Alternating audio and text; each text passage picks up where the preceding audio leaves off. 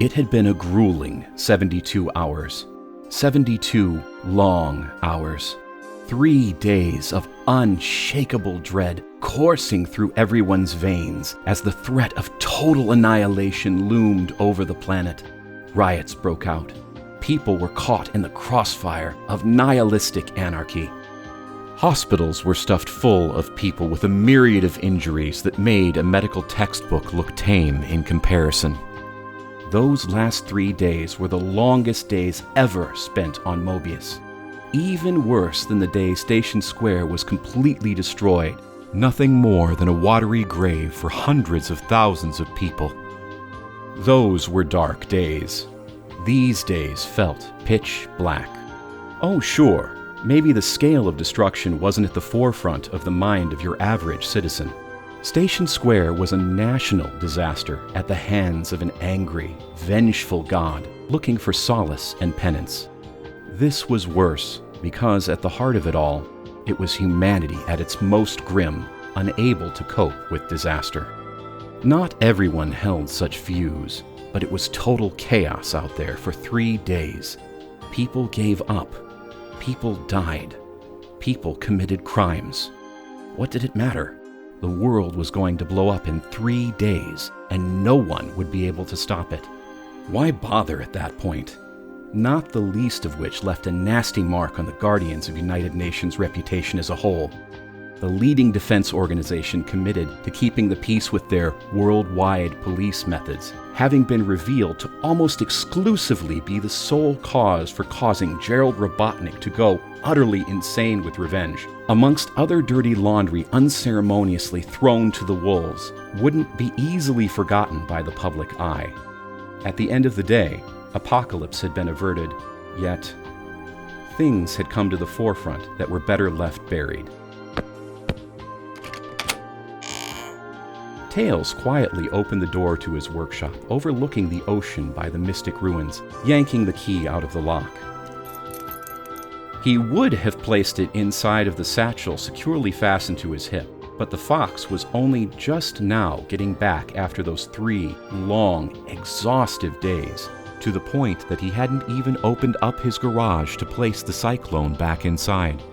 No, he parked it outside just like any other vehicle, mostly because he just couldn't be bothered to think about doing anything more difficult than getting inside and getting some rest. Flicking a light switch by the front door, the workshop became illuminated, shining a dull light over the messiness of his workplace. Tails would be lying if he said he didn't find some comfort in having a place of his own, even now when the world was upside down. His mentor, Chuck, had pulled some strings for him. That had enabled Tails to get an idea of what kind of place he would be able to run on his own once he was out of the shadow of the orphanage in Mobotropolis. Mobian society worked a little different from humans. It wasn't uncommon to see 16-year-olds having a steady job. History had proven humans to outpace them in the realm of technology, but societal customs were a different story. Still, it just meant that Tails could feel like his own person far sooner, and that was just fine for him. He never did like living in other people's shadows, even if it seemingly came naturally to him. The fox groaned in mild self-disdain.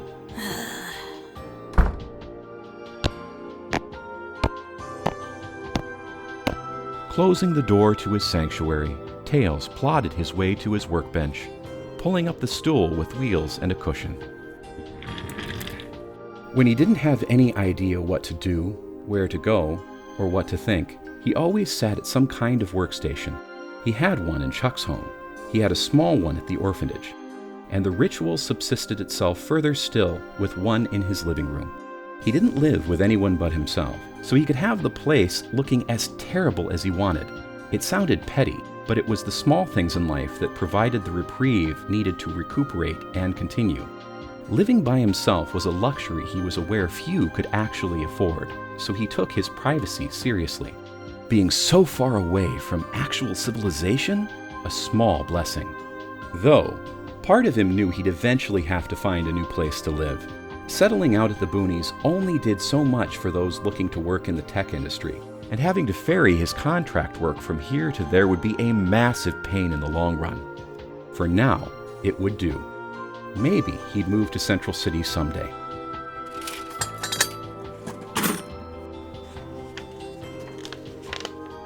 Tails moved some random bits and tools aside to look upon a manila folder, with the front of it written in black marker, titled Current Contracts. Tails grimaced. With this whole business regarding the space colony sitting in orbit, and the looming threat of the Eclipse cannon, there was no telling who did or did not cancel their contracts with Miles Electric. It would be a huge pain to even figure out who he did and didn't still have work with. Everyone thought the world was going to end after all. Could he blame them for not caring anymore? It was a thick folder, too. Tails had given some promising work under Chuck's tutelage, and with having such a famous name like Chuck's lending weight to his good word, it was easy to get Tails' foot in the door when it came to machines and technology, both mundane and experimental. It was a way to pay the bills, to get the tools and parts he needed, and the rest of the time was spent drawing up blueprints, or keeping himself in shape by running with Sonic. Sonic. Tails let go of a breath he didn't know he was holding. Just thinking about Sonic sent a chill down his spine. That final conversation came running back to the forefront of his mind, something he sorely wished to forget. To just return to normal and pretend he had never seen Sonic act in such a way. To shake his very understanding of the one person he looked up to the most. I didn't think about saving the world at first. I just wanted a good fight. What do you mean? It was a ride, right? I mean, all those twists and turns, getting hunted down by Gun, fighting Shadow, Eggman, Rouge, and that big dumb lizard. You can't deny it wasn't exciting. None of that was fun. We nearly died. You were locked up in prison. You saw what Gun did to Gerald. Eggman aired a live firing execution to the entire world. So, there's no real point to thinking about it. It happened and we have to live with it. I'm just glad Eggman finally turned himself in. I'm gonna miss him though. How could you find any of that fun? I just did. It was a rush, gotta say. I never felt more alive than when I was getting shot at.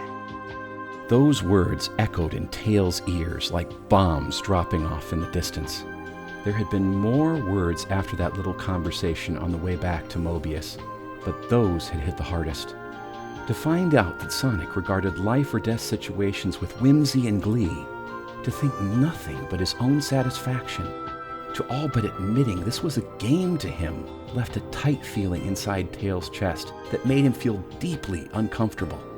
It was twisted in a way he could not reliably describe. He had spent more time with Sonic than anyone else. He would like to think he knew what Sonic was like, but his entire understanding had been rocked to the foundation. There was no denying that Sonic felt justice for those that were wronged, to help where he could, but that was just it.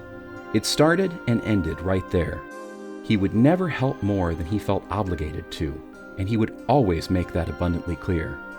To understand that Sonic's own desires up to this point had conveniently coincided with his friends wasn't something Tails was prepared to grasp, and even now it still left him reeling. If Sonic had ever felt differently about something, if he had disagreed with his friends and his family, it would mean something ugly. But Tails couldn't be suspicious forever.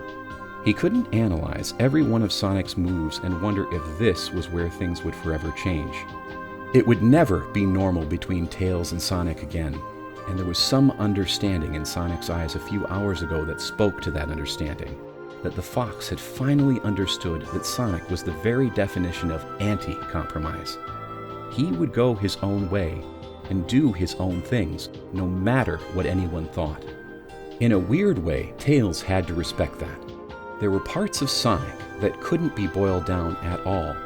Deep below that bright smile and those shimmering jade eyes was a clever, deep individual that never let on more than he wanted. The hedgehog was armored beyond compare.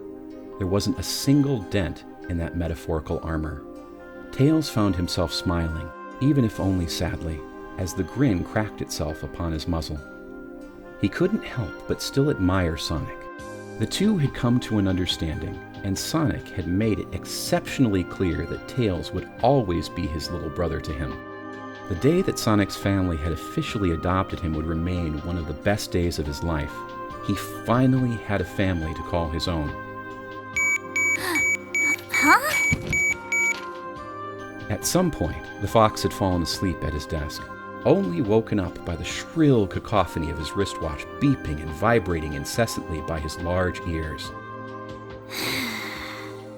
Groggily waking up, Tails rubbed at his eyes as he looked at the repurposed pager adorning his wrist just under his gloves. It worked just like a pager, and that was only the conceptual stage. He planned to eventually make it a two-way communicator capable of unparalleled signal, complete with a global positioning system and personal data assistant. For now, though, it was just a silly little pager. Squinting at the tiny screen, Tails' eyes narrowed in an attempt to get the screen to stop splitting into two blurry images of each other. He must have been more tired than he thought. The screen read, "Please call new mom, Alina." Alina could be a massive tease when she wanted to be. She knew Tails really enjoyed getting to hear words like mom in relation to him. It never failed to make him feel good, and she was apparently keenly aware of how he was feeling if those maternal instincts of hers were flaring up now, especially after these last few days. Turning off the watch for now, Tails reached over to the landline phone he had set up on his desk, dialing Alina's number, easily knowing hers and Chuck's by heart at this point.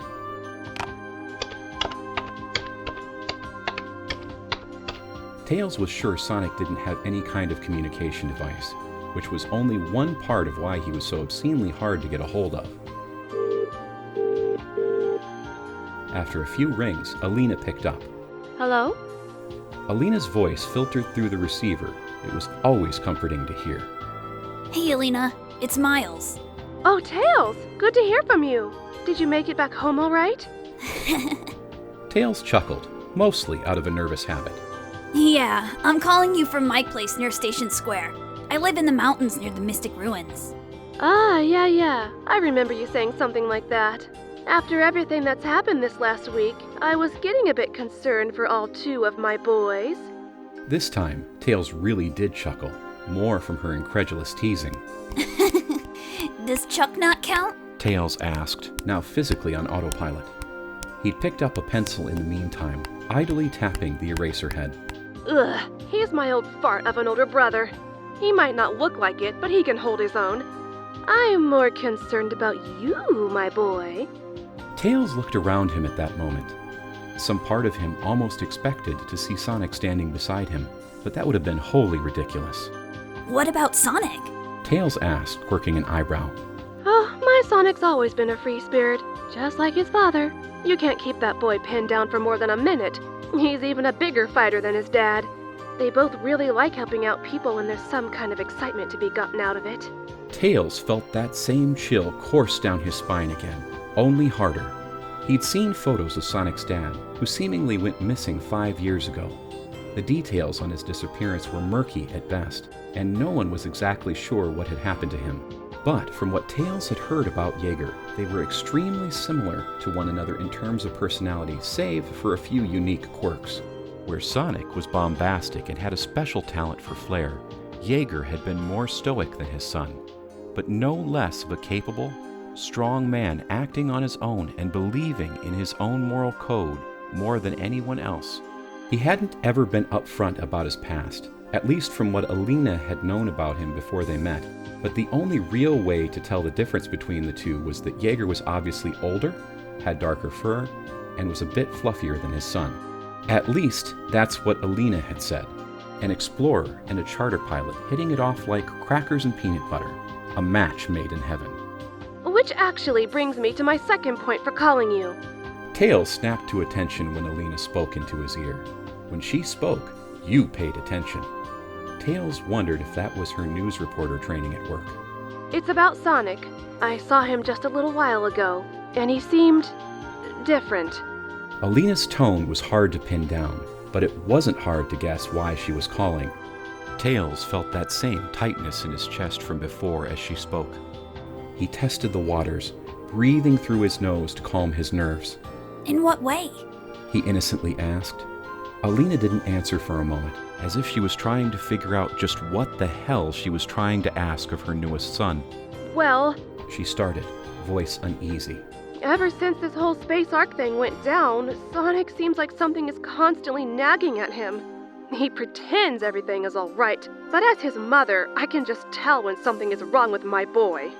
It only made sense. Any good mother would be able to pick up on these things like it was second nature.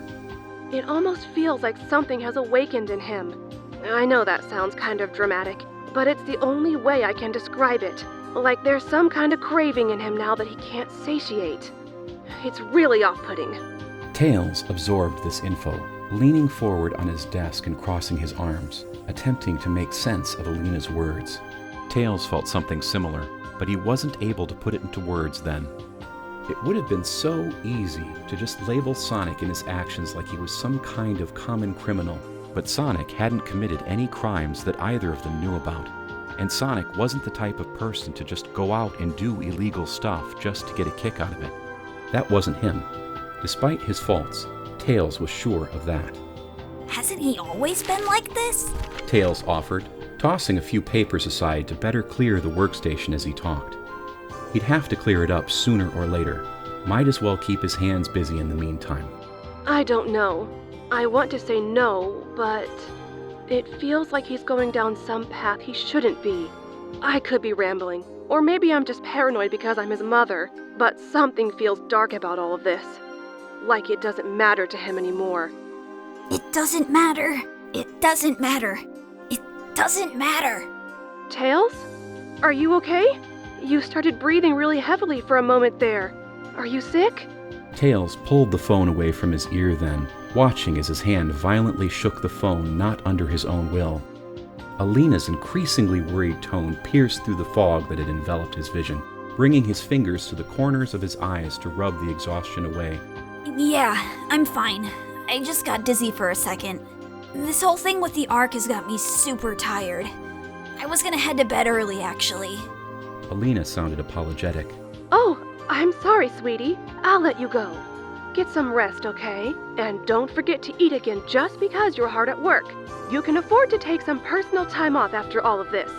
Oh, I swear, spending all that time with Chuck had some of his bad habits rub off on you. Yeah, I won't forget. Thanks for checking up on me, though. Of course. I love you, Tails. We all do. Don't forget that. Love you too, Alina. Tails hung up the phone with a soft click, gingerly placing it back on the receiver. Someday, he'd get the courage to call her mom, at least once in his miserable life. Still, that whole conversation left another uncomfortable pit in his stomach. If Alina was worried about the way her son was acting, there was no doubt in Tails' mind. It would only reaffirm what he had come to see in the speedy blue hedgehog. Still, probably wouldn't hurt to keep tabs on Sonic. Tails very much doubted the others knew what Sonic was really like underneath his whole exterior, but that didn't mean he couldn't nudge things every so often. He owed Alina that much. You've just been listening to Broken Pedestal, a Sonic the Hedgehog story written by Ninebreaker and adapted to radio by Cashlyn Snow. Sonic, voiced by Nazumi V.A. Tails, voiced by Hiei Fireshadow. Alina, voiced by Cashlyn Snow. Broken Pedestal narrated by JBC. Artwork by Lint. Broken Pedestal is copyrighted to Ninebreaker. All rights reserved. Please see the video information for further details concerning this production. Thank you.